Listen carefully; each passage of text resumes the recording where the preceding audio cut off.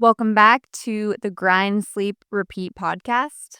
Today, we are going to be talking about the 5 mistakes that we made in our fitness journey, and we are going to teach you these mistakes so that you don't make the same mistakes that we did. Yeah, we have made a lot of mistakes along the way. I started working out when I was like 13 years old. So I've been in the gym for over 15 years. I know you have a similar background. So along the way, we've made so many mistakes just through trial and error.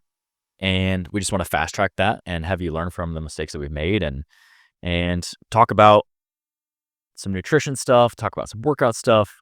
And if we could go do it all over again, these are 5 mistakes that I would change in a heartbeat. So let's hop into our first one. This one's on the nutrition, and it is all about not eating enough food. Alyssa can kind of go into detail a little bit more on that. And you might be like, what the heck, not eating enough food? What are they talking about? Like, if I want to lose weight, I got to restrict my calories and I got to basically eat nothing. That's where people think to go first. But we're here to tell you that that doesn't always necessarily work. Yes, it is calories in, calories out, but you do need to eat enough food. Yeah, for sure. This is something that even to this day, sometimes I make this mistake. And while we're working out, we are burning calories, and your body burns calories by doing absolutely nothing. So implementing that and your workouts and, the thermogenic effect of food, all of those things, we need to make sure we're getting enough calories. And then on top of that, if we're trying to put on muscle mass and trying to have energy to improve our workouts and enhance the endurance aspect of them, we need to make sure that we're eating enough. Yeah, I think a lot of people are walking around and they're constantly in a caloric deficit thinking, I got to lose weight. And it's okay to want to lose weight and it's okay to be in a caloric deficit. But I think that what we should focus on is using periodization to spend a specific amount of time in a caloric deficit or caloric surplus or maintenance. Like if your goal is to lose 10 pounds, okay, maybe let's spend 12 months in a caloric deficit. And at the end of that 12 months, we're going to bring you up to a caloric maintenance. And for those of you that are like, what the heck are they talking about? Caloric maintenance means that you're eating exactly the amount of calories that you burn at rest. Caloric surplus is you're eating more calories than you burn. Caloric deficit is you're eating less. So if you want to gain weight, you need to be in a caloric surplus. Even if you want to maintain your weight, caloric maintenance, caloric deficit if you want to lose weight. And using periodization to spend time in those different goals is really the way to go. Or the opposite side of the spectrum. Say that you want to gain weight. You need to, for an extended period of time, if you're trying to put on muscle mass, because the worst mistake, kind of like we can talk about here, eating enough calories. If you're just going from one goal to the other and you're like, I want to lose weight, I want to gain weight, I want to maintain weight, I want to lose weight. If you're just hopping around every other week, you're not going to make progress. So set a clear goal, eat enough calories, because like Alyssa mentioned, at rest, you're going to burn a lot of calories. Just your basal metabolic rate, just to function as a human, it takes calories to survive. So you can eat a lot more than you think, and you have to feel your body, because if we're coming in and we're running on E all the time and you're constantly in a caloric deficit, you're not going to make any progress, because you can't give the effort that it takes to come in, work hard, overload your muscles, push yourself in your conditioning workouts. You just can't pull that out of nowhere. So feel your body, eat enough calories. It's the first thing that you can do. If you're like, I don't know how many calories I should be eating, we do have a free resource on our website. You can fill out some information and then we'll do a free custom macro calculation and give you a good place to start. So I'll leave the link to that down in the description below. If you're interested in that, go check it out after you're done listening to the podcast today. Yeah, being in a calorie deficit also for too long can do damage to your body also. So when we're talking about these different phases of being in a calorie surplus, being in a calorie deficit, and then maintaining, you want to make sure that you're not in the deficit or the surplus for too long. You can be in maintenance for as long as you want. Just know that that's the name of that is called maintenance. So there's not a lot of progress that can be made. You can make minor changes at maintenance, but if you are trying to lose body fat, you need to be in a calorie deficit. If you're trying to put on muscle mass, you need to be in a calorie surplus. And being in that calorie surplus, you are likely to put on a little bit of body fat too. So with that being said, you don't want to be in that for too long, because the chances of gaining too much weight also can happen. Same with that deficit. You you don't want to be in that deficit for too long because you're not going to just keep losing weight and wither away, unfortunately. Yeah. You're going to actually hit this like plateau where your body now is like, nope, okay, I'm maxed out, I'm stressed out, I'm going to just stop losing weight here. And now you've damaged your metabolism. So the best thing to do is kind of dabble between the three. So be in that maintenance, go into that deficit, go back to maintenance, go into that surplus. So just know that you have to utilize all three of them to get the best results and not stay in one for too long. And Alyssa's talking about body composition changes. One thing I want to point out here as well is you can make strength progress in any of these three phases. So in a Yes, caloric sorry. deficit and a maintenance phase and a bulk, obviously a bulk or your caloric surplus, you're probably going to put on strength a little bit better. And a deficit, that 5-pound increment of increase in weight on your bench press or your squat is going to come a little slower, but you can still get stronger in a caloric surplus, Yes. caloric maintenance, caloric deficit. So that's going to kind of lead us into our next point is no matter what you are doing with your nutrition, you want to follow a structured plan with your nutrition. The second biggest mistake that we've made is not following a structured plan in our workouts. And I think for us specifically, we use our training to test out different ideas. And I think for us, this applies because we know how to put a program together. We know what works. We can build a full year worth of program and use periodization and create this awesome program and make progress. What we like to do a lot of times is we like to test different concepts in our own workouts. Yes. And that's okay because, as personal trainers, it's our job to always be looking for new ways to stimulate muscle growth or to lose body fat or to make progress for our clients. But the downside of that sometimes is that without that lack of structure and progression and periodization and program, you can see less progress. So following a program is so important. It's one of those things that you wouldn't just put any other goal that you have up to randomness, and you wouldn't just come in and do whatever you want and expect for results to happen. When you follow a structured plan, you can manipulate all the different variables in that program and you can see the progress, not only in your strength, not only in your body composition, not only in your performance, but you feel like everything is just working the way that it should be when you're following a structured plan. Having that athletic background too, I'm always looking for something that, is showing me progress. So what I use is like my notes in my phone and I just write down my workouts and you write in there, whether you did 3 sets, 4 sets, how many reps, and then the amount of weight. And if you're like, okay, I've gone 3 weeks of doing the same sets, same reps, same weight, I've got to at least try to bump this movement up. Or maybe you say like, maybe I go back to what we just talked about, the fueling strategy. Am I eating enough? Do I feel weak? Do I feel tired? Are my muscles recovering by getting enough protein and things like that? So it's really good to have a good program, but I'll also reflect on that program and see where you can make progress and why you're not making progress and things like that too. Yeah, they all go together. Like the Yeah. workouts and the nutrition, the combination of those two things is so powerful and they can have an impact on each other. Like you said, maybe it's not the workout program itself Yes. that needs changed. Maybe it's the diet. Maybe it's the lack of 100%. protein. Maybe it's a Water. lot of water. Maybe it's a lot of other factors that we'll talk about later as well. So one of the biggest problems that I see that people do is they'll try a program out for a week. They don't see all this crazy progress. Their bench press doesn't go up 10 pounds in a week, and they're going to be on to the next thing. And they just rotate through these workouts and they never see clear progress because they're not being patient and giving the program enough time to work. So when you create a program, stick with it, realize that you have to have patience because nothing is going to happen overnight. But if you are patient with your program and you stick to it, you're going to see the progress that you want.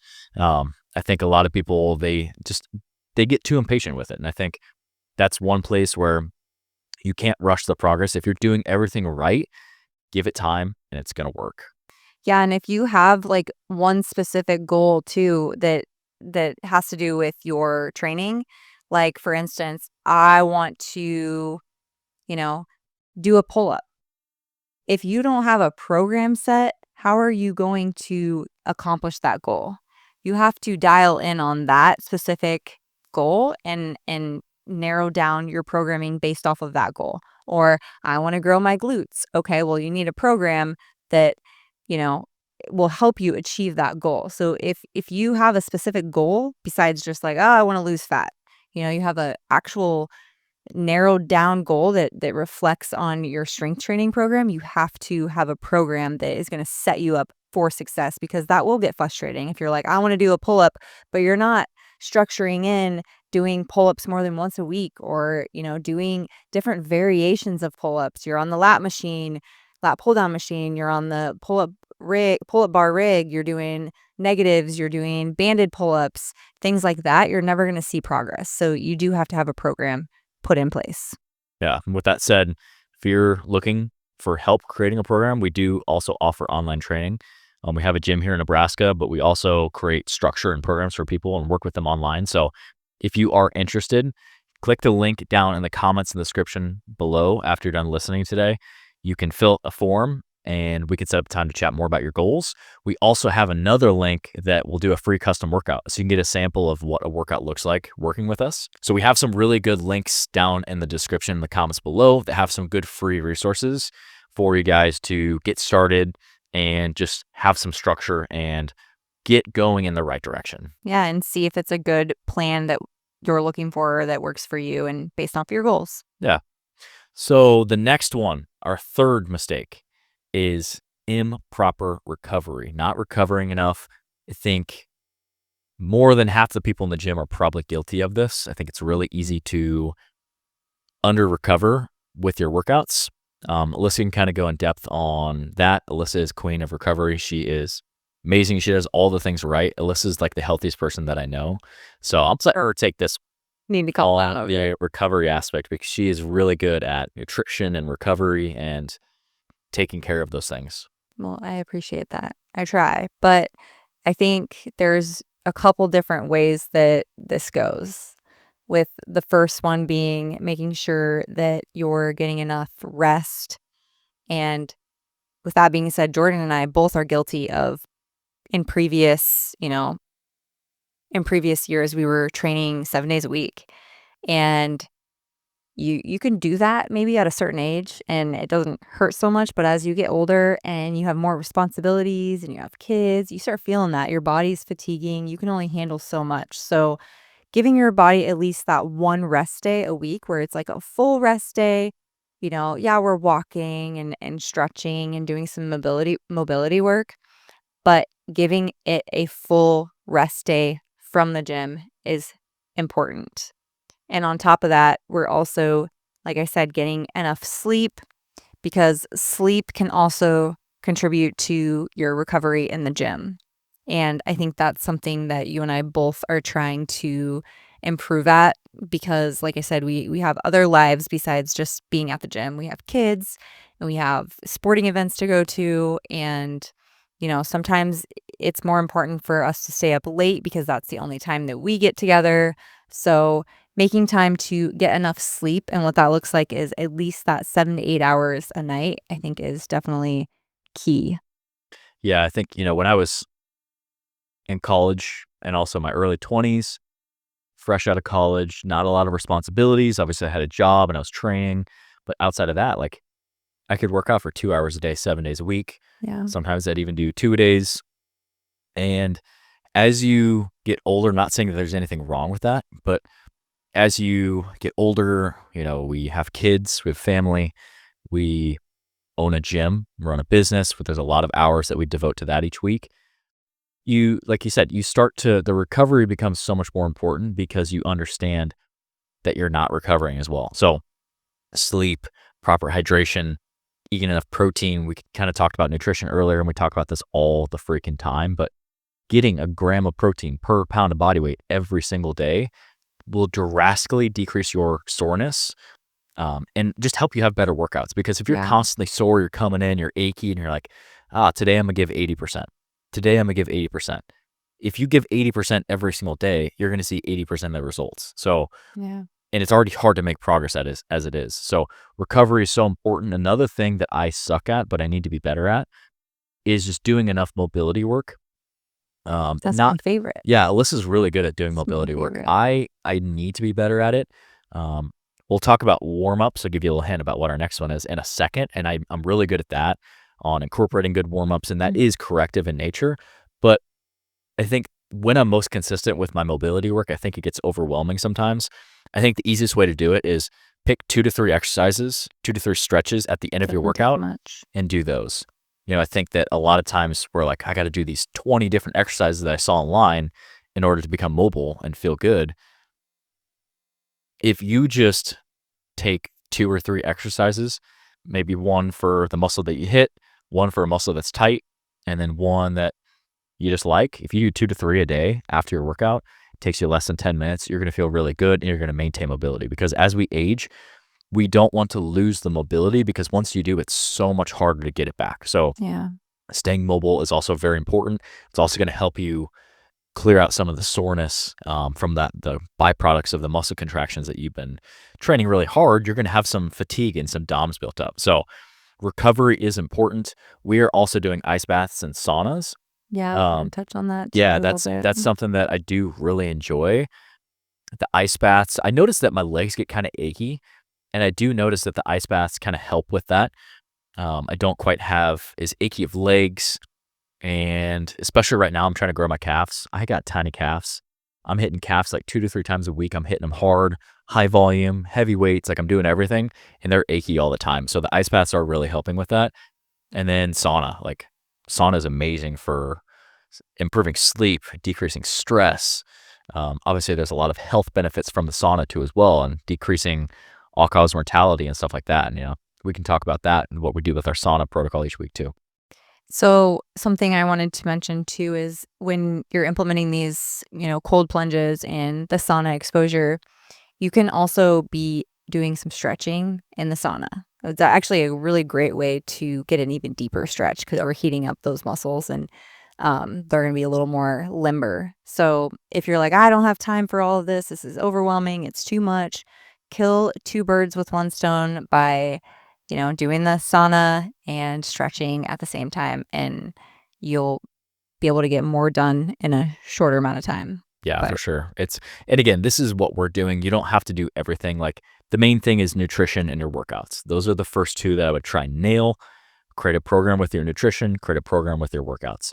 Once you get those two things mastered, the recovery becomes also important. yeah, Um, but get the workouts and the nutrition at first, because if you're like, I got the recovery and I got the nutrition, but my workouts are just crazy, well, you're not really going to need to recover because you're not creating the overload or the stimulus in the gym. So it's a big piece. yes, it all goes together. It can be overwhelming at times, but again, you have to find what works for you. That's why every person is so different, and every client that we work with, when we create a custom program, it's tailored to that person, because everybody's lifestyle, stress, their readiness to work out, their ability to stay consistent with workouts, everybody's so different. So that's why it takes a little tweaking to create the perfect program for everybody, because everyone is so different. Yeah, and so with our sauna, we are trying to implement 3 days a week of 20-minute sauna sessions, along with that cold plunge. Now, right now, I'm not cold plunging because it is negative temperatures in Nebraska, and Jordan is a psychopath. Um, with all due respect. Our ice bath is outside, and every day, let me just give you a little preview of what this looks like. Every day, I have to go chip it out with ice because, okay, let me just tell a little story real I feel quick. like you need to insert a photo I do. here. So our ice bath froze through. So I was like, God, I got to dump this. So I you know, shimmy it on over. We have a little hill in our backyard. It's freaking heavy. It's full of ice. And I tip it, and out rolls this big old block of ice. Like, imagine like a monster truck wheel It's tire. big. I'm not even joking. Rolls down our hill and goes through our fence and broke our fence. And That part's not funny. no, but it's a true story. And Alyssa wasn't there, and I had to go and tell her. I was like, Alyssa, you're not gonna believe what happened. Like, so what I have to do every day is I have to take this. I went and bought this like blacksmith hammer that's heavy on the end, and got to break up the ice because it's so cold. So that's the end of my story. Well, moral of the story is it is ice. The ice bath is basically ice, and I'm just not ready to expose myself into complete ice and especially in the winter in this negative degree temperature. So eventually I would like to get there. I don't think my body's quite ready to adapt to those cold temperatures, but one day we'll get one that we can like maybe adjust the temperature on or something and put it at like 50 degrees. Yeah, there's no like what you're looking for with an ice bath is the response from Mhm. your body, and there's no way to control the low end of the temperature right now because it's so cold. So I would not recommend starting with like ice water where it's literally a block of ice and you got to chip it up. I would recommend starting off with like 50 to 59-degree water and just start there. Or like Um, a shower. yeah, cold shower. The research shows that 11 cumulative minutes a week is what you want to do. But even if you start with half of that, start with like 6 minutes or 5 minutes, that's a good place to start. See if it's for you. And if it's not, that's okay. There's a lot of other recovery techniques that you can do. Yeah. Um, One thing that is for you, our fourth mistake is going to lead me right into it. That is, I would venture out to say that 75 to 80% of people mess this up with their workouts. And I'm pretty proud to say that, this is something that we're pretty diligent about. But Yeah. we've learned the importance of it is going through a proper warm up. I think Mhm. it's so easy to just come right in. You're like, I got an hour. I don't want to waste 10 minutes warming up. But that 10 minutes that you spend warming up is so important. And it is going to decrease your risk of injury, increase your performance. It's going to help with mobility and flexibility as well. Um, it's going to expose some imbalances that you might have, get your core activated, and it's going to be corrective in nature. And I can't understate the value of going through a proper dynamic warm up. It is so important.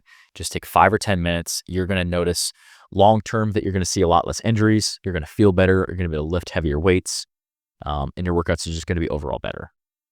There's so many different ways to go about this too, depending on like what you're working on. So if you're working on upper body, maybe you're focusing more on an upper body dynamic warm up. If you're focusing on lower body, sticking to more lower body warm ups. If you're working on power, more plyometric things, things like that. So that all can depend on your programming and what day of the week that you're on. But it's definitely something that a lot of people don't implement into their programming, and I swear it will only take you 5 to 10 minutes. It's not like this huge thing that takes up, "Oh, this is gonna take away from my gains," or whatever, no, it's gonna improve your gains. It's your gains are gonna be better because you're gonna get that proper, blood flow to the proper muscles. It's like taking a rubber band and putting it in the freezer. Imagine the rubber band taking that rubber band out of the freezer and just trying to, like, fling it. It's not gonna move. Yeah, it's going to break. Yeah, so you have to warm it up, and then once you do that, you can move that rubber band. So that's the way I like to explain the muscles is it's the same thing. If we come in cold, things aren't going to move the way that we want them to move. So keep that in mind, and it's not going to take away from your gains. It's not going to take more time for you to be in the gym, or it's gonna take way more time for you to have to get up earlier in the morning to get in my warm up, things like that. No, it really doesn't take much to add that in. Yeah, we just started a new YouTube channel, FitGrind Mhm. Formula Training YouTube channel. Um, so you may be listening to the podcast on that channel, but if not, I will leave the link. We just put out a video on Wednesday about the perfect dynamic warm up that you can do before workouts. So I'll leave the video link down in the description or the comments below. Make sure you go check that out or search for the FitGrind Formula Training YouTube channel. Make sure that you go subscribe to that as well. We'll be posting weekly podcast and a weekly video, as well as some shorts and just giving you more training tips. And it's going to have me and Alyssa in it, which is going to be super cool. Leading into our last final tip, which is going to be cardio. With cardio, this is something that as a former bodybuilder, competitor, I've always implemented a little bit of cardio here and there, but it was never something that I thought of as a health benefit. I always was like, "Okay, I have to do my cardio because I gotta lose weight." And now bringing in cardio into my workouts, it's more about I wanna be healthy, I want to perform better, and I want to be a better athlete overall. Yeah. I think, where I made the mistake, I've always done cardio, but I've always done really high intensity cardio. Yes. So I really like sprinting and working really hard, doing intervals, like just having an athletic background, like that's just in my DNA. I love that. Yes. So, and I also used to think like doing too much running or like low intensity cardio was going to burn muscle. But as long as you are feeling properly, you're fueling your body by eating enough food, enough calories, enough protein, you're strength training heavy. If you add cardio into your program, even running, it's not going to burn muscle. It's such a fallacy. It's such a lie that you don't have to worry about. You need to focus on performance and your health. And that's really the way that I look at cardio now is, yes, it is a tool to lose body fat. I know if you're trying to lose body fat, it is a great tool that you can do to burn extra calories. But the way I like to frame it a little bit more is focus on getting better. So you're improving your performance, and then also just improving your health. Like cardio is good for your health. We get one heart, and research consistently shows that a higher VO2 max leads to longer life expectancy. So your VO2 max is your max volume of oxygen that you can utilize.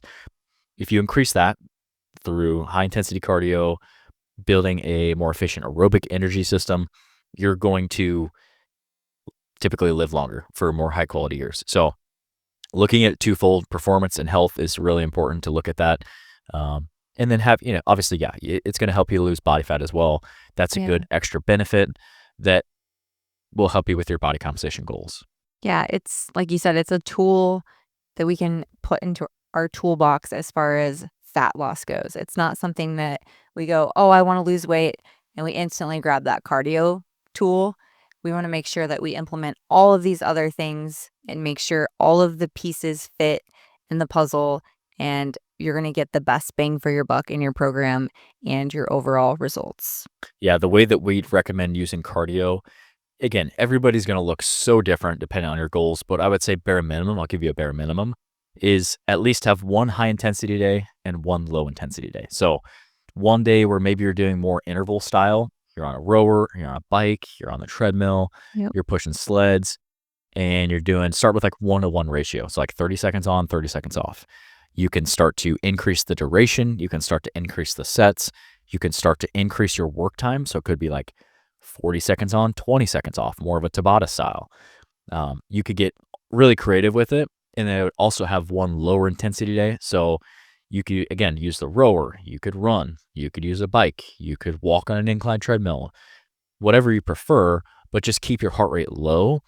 Keep it at or around your max aerobic heart rate. So 180 minus your age, that's going to give you a number, and that's your max aerobic heart rate. So the idea here is we're trying to train both of your cardiovascular energy systems. Your high intensity training is going to improve your anaerobic energy system.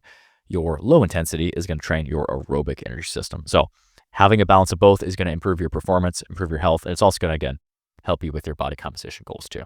Yeah, and it also kind of leads back to what we've already talked about with overtraining. If you're doing too much of that high intensity cardio, mixing that with overtraining and the weights and in the gym, you're not going to get the results that you want. So just remember to reflect back on all of these things that we've talked about today and put it all together, and you're going to create this amazing program. And we hope that these 5 tips were helpful for you guys too. And if you're struggling in your fitness journey, struggling with your fitness goals, we are here to help in any way that we can.